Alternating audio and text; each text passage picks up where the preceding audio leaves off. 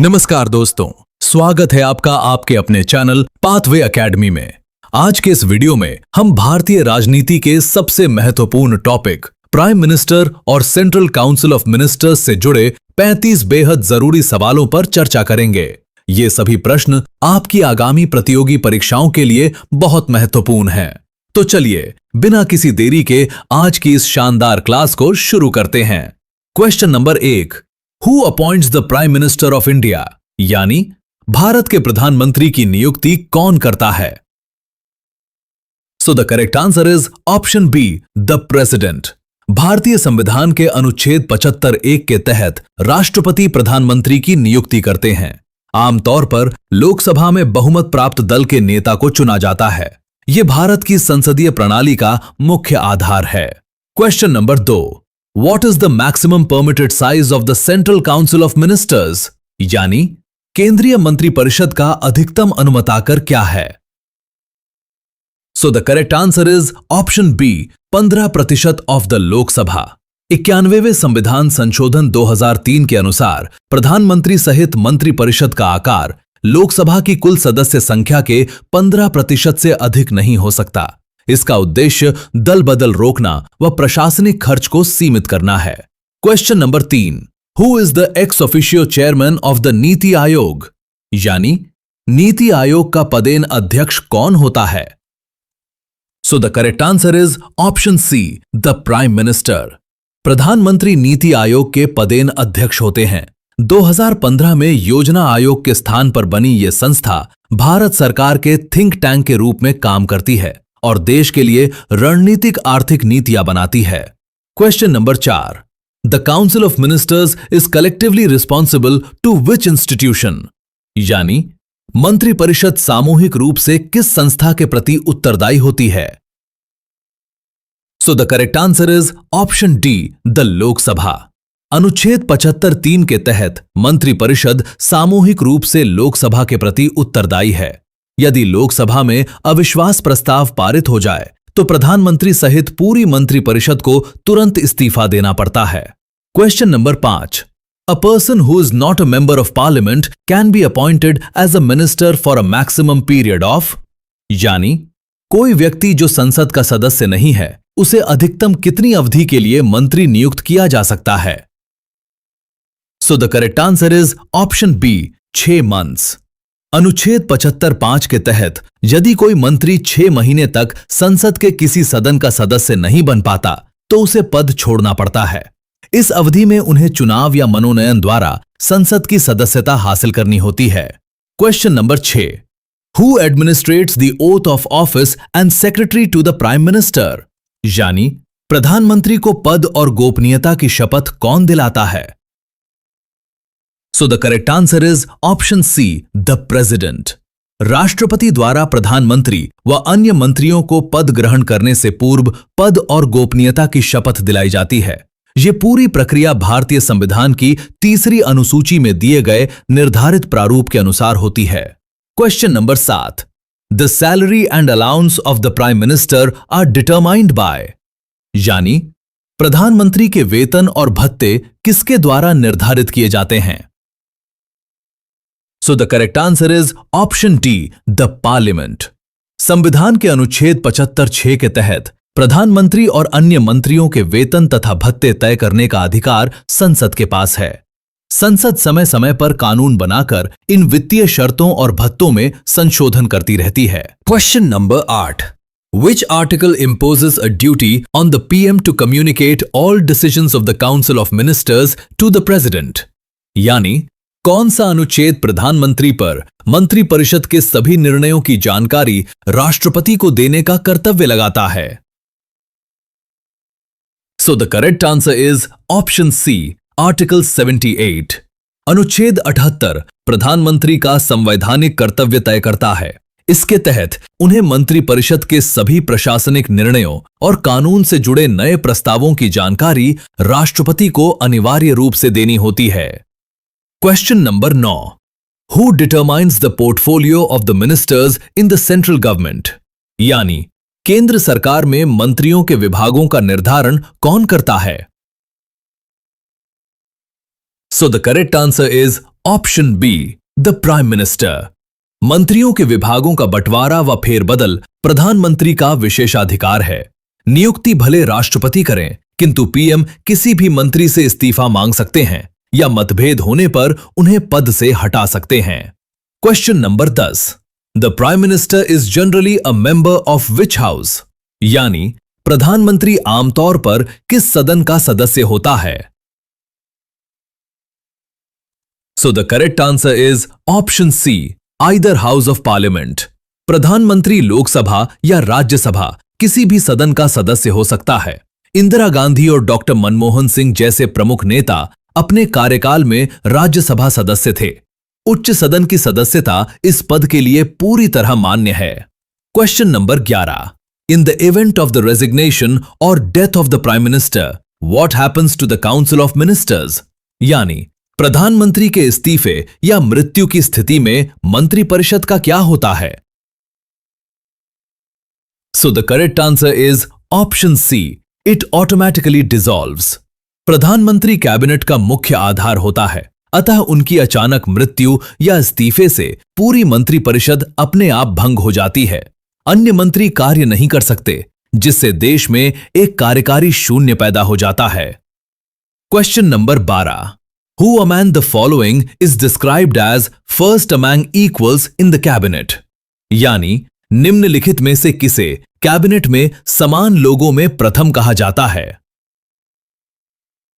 So the correct answer is option C, the Prime Minister. Lord Morley ने प्रधानमंत्री को समान लोगों में प्रथम कहा था। विभागों के आवंटन और मंत्रियों को हटाने पर पीएम के विशेषाधिकार उन्हें पूरी कैबिनेट व्यवस्था में सबसे अधिक शक्तिशाली और प्रभावशाली बनाते हैं। Question number 13। Which category of ministers holds the highest rank in the council of ministers? यानी मंत्रिपरिषद में किस श्रेणी के मंत्री सर्वोच्च पद पर होते हैं? So the correct answer is option C, cabinet ministers. मंत्रिपरिषद में कैबिनेट मंत्री सर्वोच्च पद पर होते हैं। उन्हें गृह, रक्षा या वित्त जैसे प्रमुख मंत्रालयों का स्वतंत्र प्रभार मिलता है और वे राष्ट्रीय नीतियां तय करने के लिए कैबिनेट बैठकों में हिस्सा लेते हैं। Question number 14।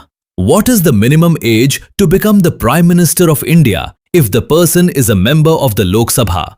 यानी यदि व्यक्ति लोकसभा का सदस्य है तो भारत का प्रधानमंत्री बनने के लिए न्यूनतम आयु कितनी होनी चाहिए? So the correct answer is option B, 25 years. प्रधानमंत्री बनने के लिए व्यक्ति का संसद सदस्य होना अनिवार्य है।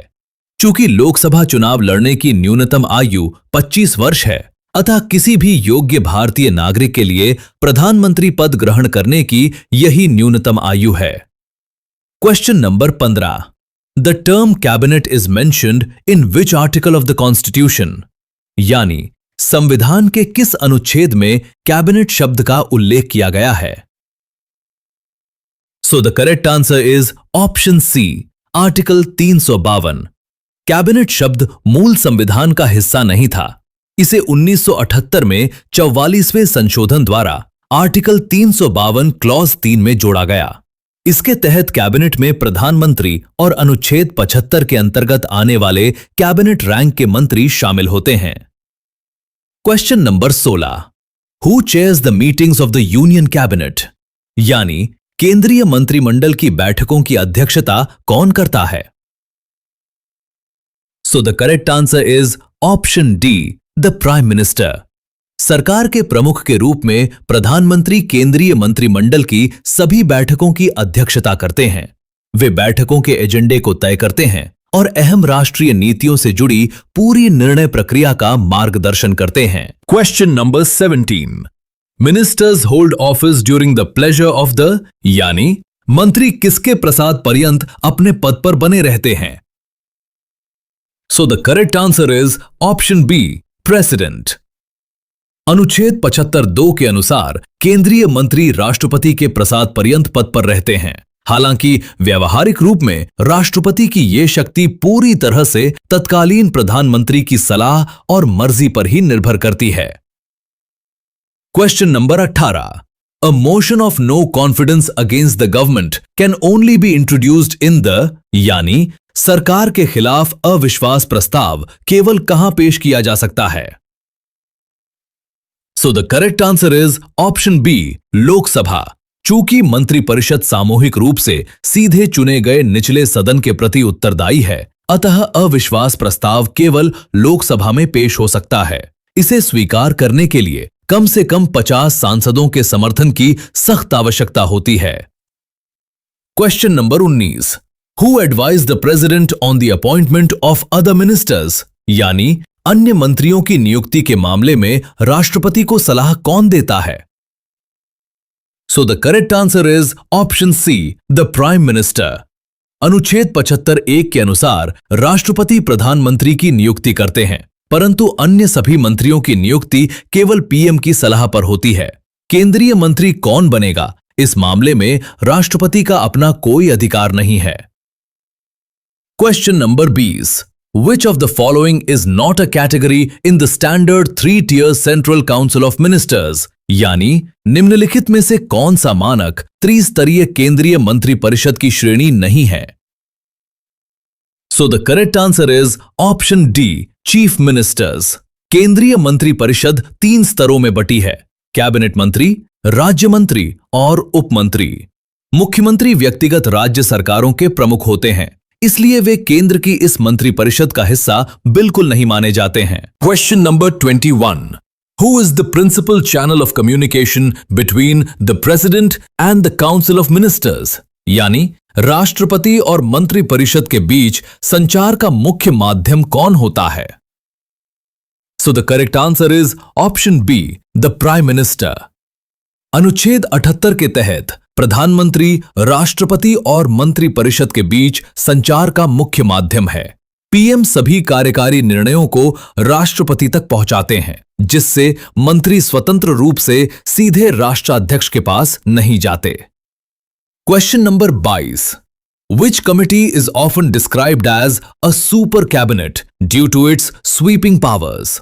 यानी अपनी व्यापक शक्तियों के कारण अक्सर किस समिति को सुपर कैबिनेट कहा जाता है? So the correct answer is option C, the political affairs committee. राजनीतिक मामलों की समिति बेहद प्रभावशाली है, जिसकी अध्यक्षता प्रधानमंत्री करते हैं। ये अहम घरेलू और विदेश नीति के मामलों को संभालती है। अपने व्यापक अधिकारों के कारण ही इसे अक्सर सुपर कैबिनेट कहा जाता है। Question number 23, If a minister disagrees with a cabinet decision and is not prepared to defend it, they must। यानी यदि कोई मंत्री कैबिनेट के फैसले से असहमत है और उसका बचाव करने के लिए तैयार नहीं है, तो उसे क्या करना चाहिए? So the correct answer is option B, resign from the government। सामूहिक जिम्मेदारी का सिद्धांत कैबिनेट एकजुटता की मांग करता है। यदि कोई मंत्री कैबिनेट के फैसले से असहमत है और सार्वजनिक रूप से उसका बचाव करने से मना करता है, तो उसे सरकार से तुरंत इस्तीफा देना पड़ता है। Question number 24, What happens if the Prime Minister submits their resignation to the President? यानी यदि प्रधानमंत्री राष्ट्रपति को अपना इस्तीफा सौंपते हैं तो क्या होता है? So the correct answer is option B, The entire Council of Ministers is dissolved। प्रधानमंत्री के इस्तीफे से पूरी मंत्रिपरिषद तुरंत भंग हो जाती है। पीएम कार्यपालिका का प्रमुख आधार है, अतः उनके पद छोड़ने का अर्थ सरकार का गिरना है। इसके बाद राष्ट्रपति को नए प्रधानमंत्री की तलाश करनी पड़ती है। Question number 25, Can the President ask the Council of Ministers to reconsider its advice? यानी क्या राष्ट्रपति मंत्रिपरिषद से उसकी सलाह पर पुनर्विचार करने के लिए कह सकते हैं? So the correct answer is option B, yes, only once. 1978 के 44वें संशोधन ने राष्ट्रपति को मंत्रिपरिषद की सलाह ठीक एक बार पुनर्विचार हेतु वापस भेजने का अधिकार दिया। हालांकि यदि वही सलाह दोबारा दी जाती है, तो राष्ट्रपति उसे मानने के लिए पूरी तरह कानूनी रूप से बाध्य हैं। Question number 26, the prime minister is the x official chairman of which of the following councils? यानी प्रधानमंत्री निम्नलिखित में से किस परिषद के पदेन अध्यक्ष होते हैं? So the correct answer is option B, inter state council. अनुच्छेद 263 के तहत बनी अंतर राज्य परिषद केंद्र व राज्यों के बीच सहकारी संघवाद को बढ़ाती है। प्रधानमंत्री इस परिषद के पदेन अध्यक्ष होते हैं, जिसका उद्देश्य साझा नीतियां बनाना और राज्य स्तरीय विवादों का समाधान करना है। Question number 27। Who head the first union cabinet of independent India as prime minister? यानी स्वतंत्र भारत के पहले केंद्रीय मंत्रिमंडल का नेतृत्व प्रधानमंत्री के रूप में किसने किया था? So the correct answer is option C, Jawaharlal Nehru. Jawaharlal Nehru स्वतंत्र भारत के प्रथम प्रधानमंत्री थे। 15 अगस्त 1947 को शपथ लेते हुए उन्होंने पहली केंद्रीय कैबिनेट बनाई। उन्होंने विभाजन की चुनौतियों का सामना किया और देश की बुनियादी विदेश व घरेलू नीतियां निर्धारित की। Question number 28। Who acts as the head of the government in India? यानी भारत में सरकार के प्रमुख यानी हेड ऑफ द गवर्नमेंट के रूप में कौन कार्य करता है? So the correct answer is option C, the prime minister. राष्ट्रपति केवल औपचारिक व नाम मात्र के राष्ट्राध्यक्ष हेड ऑफ स्टेट होते हैं, जबकि प्रधानमंत्री सरकार के हेड ऑफ गवर्नमेंट होते हैं। पीएम के पास असली कार्यकारी शक्तियां होती हैं और वे बड़े निर्णय लेते हैं। Question number 29। Which type of minister assists the cabinet ministers but does not have independent charge of a ministry? यानी किस प्रकार का मंत्री कैबिनेट मंत्रियों की सहायता करता है लेकिन उसके पास मंत्रालय का स्वतंत्र प्रभार नहीं होता है? So the correct answer is option C, deputy minister. मंत्री परिषद में डेप्यूटी मिनिस्टर सबसे निचले स्तर पर होते हैं। इन्हें किसी मंत्रालय का स्वतंत्र प्रभार नहीं मिलता है। ये केवल प्रशासनिक कार्यों में कैबिनेट मंत्रियों या राज्य मंत्रियों की सहायता के लिए काम करते हैं। Question number 30। Can a nominated member of the Rajya Sabha become the prime minister? यानी क्या राज्यसभा का मनोनीत सदस्य प्रधानमंत्री बन सकता है?